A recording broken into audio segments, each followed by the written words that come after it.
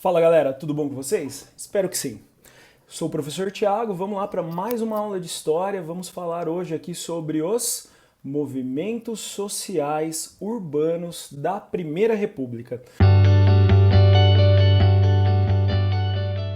Gente, a nossa história aqui de hoje começa no começo do século XX, no início do século XX, sem querer ser redundante, com a Revolta da Vacina. Revolta da Vacina, pessoal, ocorre durante o governo do Rodrigues Alves. Governou o Brasil aí de 1902 a 1906.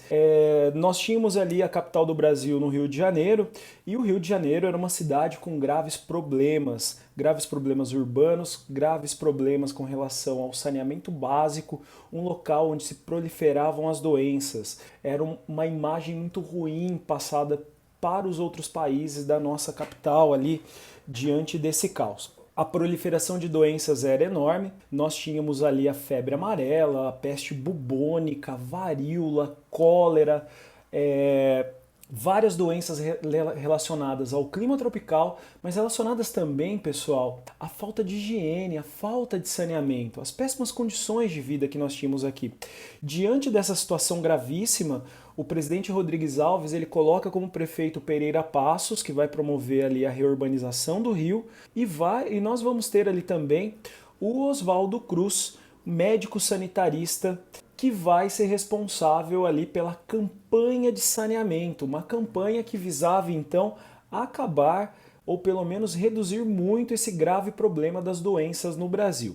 Bem, a campanha de saneamento aqui do Oswaldo Cruz, pessoal, ela conta com a vacinação obrigatória e também com as brigadas sanitárias. Então a cidade vai ser estudada, nós teremos ali uma série de regras que serão seguidas e serão criadas aqui por esse médico. Só que tem um problema, pessoal. Oswaldo Cruz ali, o próprio Pereira Passos, que vai administrar o Distrito Federal, aqui o Rio de Janeiro, eles pediram carta branca para promover todas as ações que fossem necessárias, mesmo que fossem ações violentas, né? E isso vai ser feito com a população do Rio.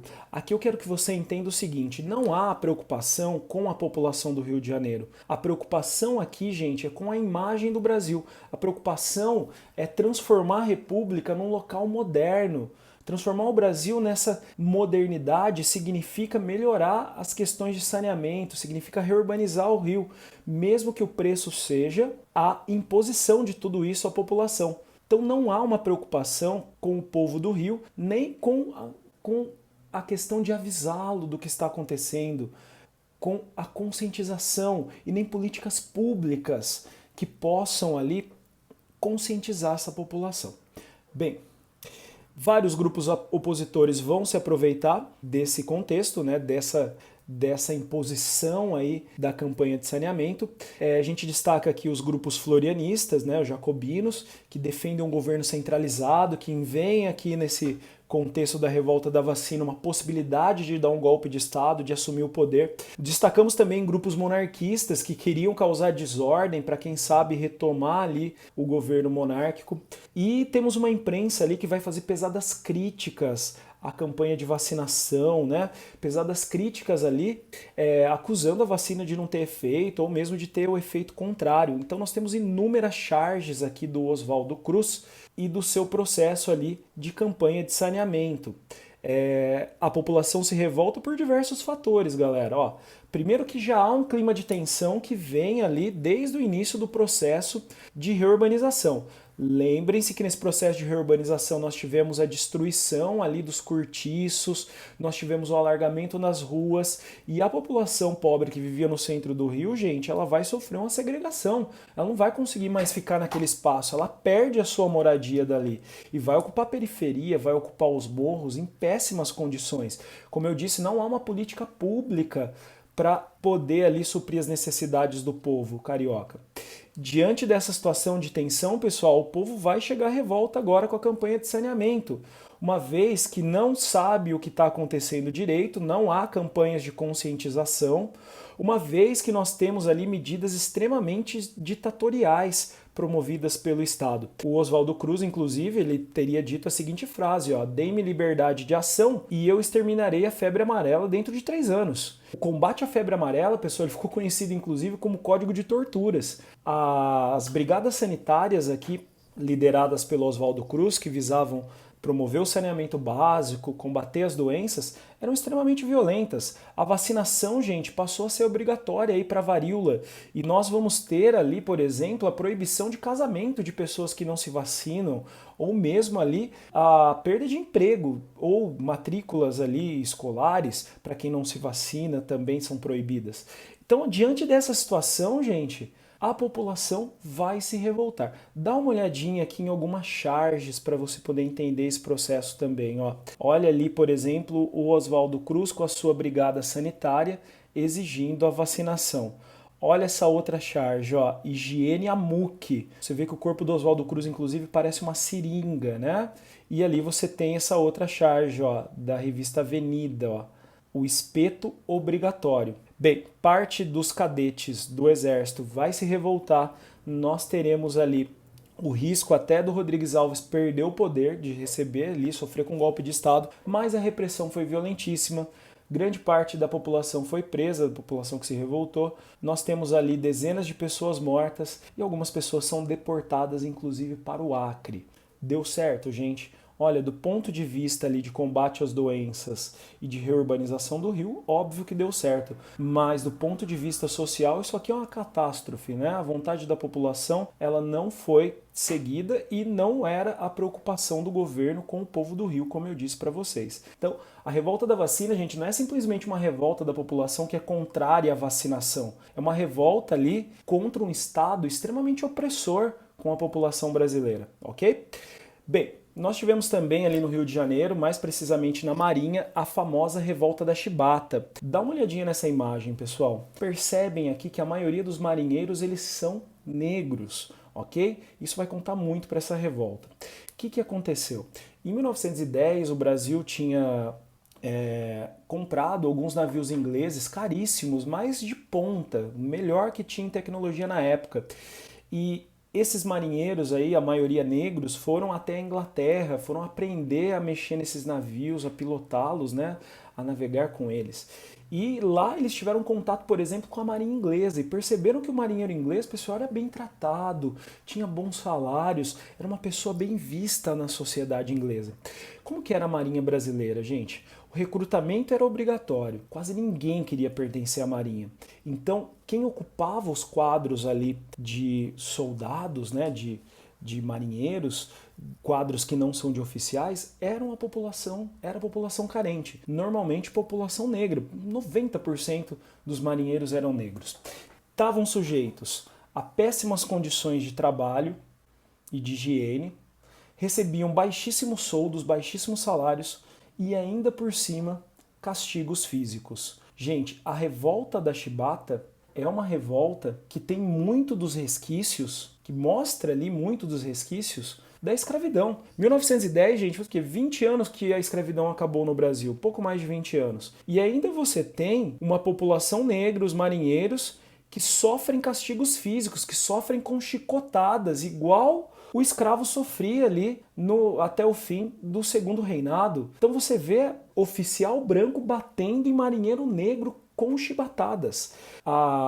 Havia um decreto, pessoal, o decreto 328 que vocês estão vendo aqui, ó, que dizia o seguinte, ó, para faltas leves, prisão e ferro na solitária, pão à água. Faltas leves repetidas, você pode dar 25 chibatadas. Um absurdo, né? Então nós temos a população ali, os marinheiros, em estado de tensão.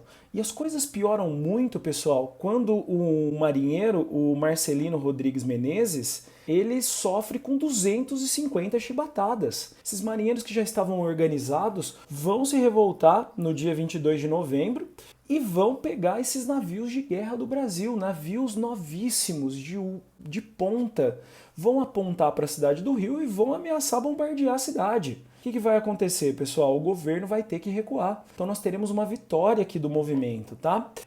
A revolta exigiu melhores salários, exigiu anistia, exigiu também o fim dos castigos físicos. Rui Barbosa, que era parlamentar, conseguiu a aprovação no Congresso aí de uma lei de anistia e também da revogação dos castigos físicos. Foi uma vitória? Foi uma vitória, gente, mas João Cândido, que era o líder desse movimento, o almirante negro, muito famoso, mais os outros marinheiros que se revoltaram ainda vão ser punidos, ok? O governo vai editar ali um decreto, né, o governo Hermes da Fonseca, e o João Cândido acaba sendo preso após uma outra revolta que ocorreu na Marinha, que ele não tinha nada a ver. Centenas de marinheiros serão deportados para o Acre, muitos serão assassinados no próprio caminho. João Cândido e mais 17 pessoas que são consideradas líderes da revolta da Chibata são presos em uma cela sem ventilação, onde jogaram cal e colocaram essas 18 pessoas. A insolação e a cal, pessoal, levou ali a morte de 16 dos 18 presos. Para o azar da Marinha brasileira, o João Cândido sobreviveu, tá? Ele vai viver aí mais um tempão, vai morrer só na década de 70, aliás, na década de 60, mas acabou expulso da Marinha. Gente, a revolta da Chibata é uma revolta extremamente popular e que realmente promoveu uma mudança e uma vitória, mesmo com a punição a esses marinheiros, uma vez que os castigos físicos finalmente foram abolidos. Ok? Foi inaugurada uma estátua por volta de, se não me engano, 2008, lá no Rio de Janeiro, né, do João Cândido, onde as autoridades participaram. Você está vendo aqui a imagem, né, o presidente participou, mas a Marinha, pessoal, até hoje ela não reconhece aí a importância do João Cândido, né, principalmente por conta dessa quebra de hierarquia. Bem, nós vamos ter também uma grande greve aqui, que é a greve de 1917. Qual é o contexto, pessoal? Contexto é Primeira Guerra Mundial, contexto é Revolução Russa. Primeira Guerra de 14 a 18, Revolução Russa no próprio ano de 1917, que é o ano da Grande Greve, e óbvio que isso vai influenciá-la. Com a Primeira Guerra, pessoal, o que aconteceu? Nós tivemos uma redução das importações de produtos industrializados, uma vez que os países que vendiam esses produtos para o Brasil, eles estão produzindo para a guerra, ok? E aí o Brasil, gente, precisa produzir esses produtos que estão em falta, é a política de substituição das importações. Então nós teremos um crescimento industrial em São Paulo e no Rio principalmente, das indústrias de bens de consumo não duráveis, com investimentos que vêm tanto do café, capitais excedentes, e externos. O Brasil é um local seguro para se investir. Mas o problema, gente, é que nós não tínhamos leis trabalhistas. As leis eram feitas em cada estado, então não existia um código único para o Brasil todo. As condições de vida, as condições de trabalho eram precárias, as fábricas eram insalubres, os salários eram baixíssimos, nós tínhamos o trabalho infantil, nós tínhamos ali a exploração do trabalho feminino, as condições eram terríveis, pessoal. E diante dessa situação, óbvio que nós vamos ter uma organização aqui política, uma organização sindical desses trabalhadores, ok? Vale lembrar que essa organização, gente, ela contou com apoio ali e ela foi decisiva diante da presença de muitos imigrantes aqui no Brasil nesse contexto. Imigrantes que já tinham experiência de organização na Europa, que vão trazer aqui para o Brasil ideologias importantes para esse processo aqui de contestação do capitalismo e da exploração. Então nós tivemos aqui no Brasil ideologias como o anarcossindicalismo, que falava da ação direta para conseguir os direitos. Vamos ter o trabalhismo, que falava ali de uma conciliação, né, de melhores salários dentro do capitalismo, e nós temos ali o socialismo também presente. A principal ideologia aqui na greve de 17, na grande greve de 17, foi o anarcossindicalismo. Gente, buscavam ali várias coisas, tá? Dá uma olhadinha aqui, eu coloquei alguns itens para vocês, ó. Anistia a todos os grevistas, buscavam ali, ó, o respeito do direito de se associar. Nenhum operário, ó, deveria ser dispensado porque participou das greves. Falavam ali do fim da exploração de menores de 14 anos. Falavam também que os trabalhadores com menos de 18 anos, ó, não tivessem acesso ao trabalho noturno. Então, abolição também do trabalho noturno para as mulheres, aumento salarial, tá? O pagamento, ó, feito a cada 15 dias. Falava da redução das jornadas, falava do aumento ali também de 50% em todo o trabalho extraordinário, então na hora extra. São direitos, inclusive, que nós temos hoje, ok? Que eles estão exigindo aqui, que eles estão buscando. O Estado, gente, vai agir de forma muito violenta. Para o governo, pessoal, para o empresariado, a questão social é uma questão de polícia. Essa frase foi até atribuída de forma errada para o presidente Washington Luiz, que é o último presidente da República Velha. Mas o fato é que nós temos muitas prisões, mortes, imigrantes que são expulsos do Brasil. De imediato, a gente pode destacar o que, pessoal? A organização do trabalhador que fica cada vez mais forte. Nós tínhamos aqui nesse contexto, inclusive, já muito bem consistente a Confederação Operária Brasileira, tá? Que tinha suas ramificações por vários estados do Brasil, aqui no Sudeste, no Nordeste, no Sul. E nós teremos elevações salariais, tá? Mas é óbvio que a gente vai precisar ainda de muita luta para conseguir direitos trabalhistas que vão vir no governo Vargas. Nós tivemos também o surgimento nessa época do Partido Comunista Brasileiro. Por que o Partido Comunista Brasileiro é importante? Ó, mesmo contexto aqui, gente, Revolução Russa, criação da Internacional Comunista que visava expandir o socialismo. Nasce o PCB aqui no Brasil em 1922 e nós teremos aqui pela primeira vez um partido político, pessoal, com a camada popular, com candidatos da camada popular. Quer dizer que eles vão ser eleitos, tá? E mesmo o PCB foi colocado na ilegalidade já pelo presidente Epitácio Pessoa, que assumiu em 1919 o governo e foi até 22 anos do surgimento desse partido. Mas é a primeira vez que a gente tem agora um partido ali formado por trabalhadores, tá? É um grande marco também. E nessa época, pessoal, para a gente fechar, nós tivemos a Semana de Arte Moderna de 1922 aqui em São Paulo, no Teatro Municipal. Nos dias 13, 15 e 17 de fevereiro, nós tivemos um movimento ali que foi um grande marco para o modernismo no Brasil, né? Que promovia pesadas críticas ao europeísmo, a ideia de copiar só os modelos europeus, o academicismo, né? Que se criticava muito o neoclassicismo, se criticava muito o neoclassicismo, ou já disse o neoclassicismo, né? O romantismo também, e uma crítica ao elitismo dessa arte. Esse movimento, pessoal, ele visava adequar o Brasil às vanguardas europeias. Que vanguardas são essas? O expressionismo, o pós-impressionismo, que mais? O futurismo, o cubismo, o dadaísmo. Então esses artistas brasileiros passam a seguir essas correntes europeias.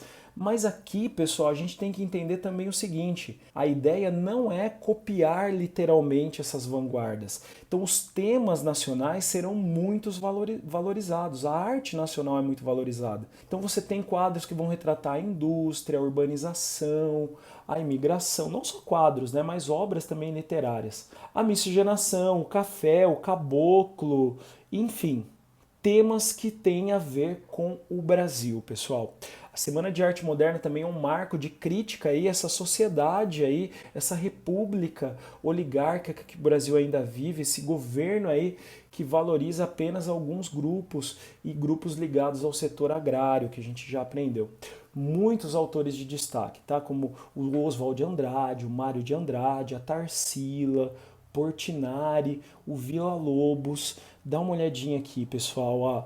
Você vê aqui o Teatro Municipal fazendo a propaganda, né, no cartaz, com o Villa-Lobos ali que se apresentou no dia 17. Olha esse poeminha dos sapos, ó.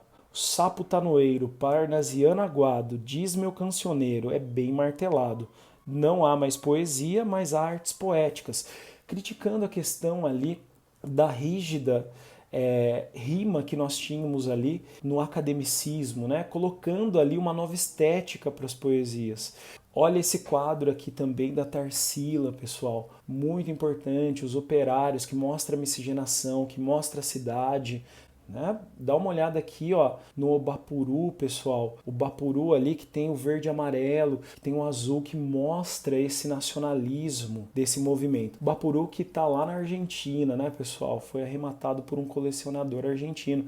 Olha esse quadro do Portinari aqui valorizando o campo, ó, o caboclo, a produção de café. Vale lembrar que é óbvio que eles foram muito criticados também aqui nesse contexto. Podemos destacar, por exemplo, o Monteiro Lobato, né, que falava ali que essa arte era uma caricatura, simplesmente. Olha essa frase aqui que ele disse, ó, seduzida por teorias do que chama de arte moderna, põe todo o seu talento a serviço de uma espécie de caricatura. Olha o que ele fala dos artistas, o Monteiro Lobato, pessoal. Há duas espécies de artistas, os que veem normalmente as coisas e os que veem anormalmente a natureza, e interpretam-na à luz de teorias efêmeras. Olha que dura crítica aos modernistas. Arte anormal, ele chamou também, ó, nasceu com uma paranoia e com uma mistificação, em exposições zabumbadas pela imprensa e absorvida por americanos. Óbvio, pessoal, que mesmo com críticas, o modernismo vai se destacar e vai ainda ser muito forte nos próximos anos, nas próximas décadas do Brasil. Galera, é isso. Espero que vocês tenham gostado e até a próxima.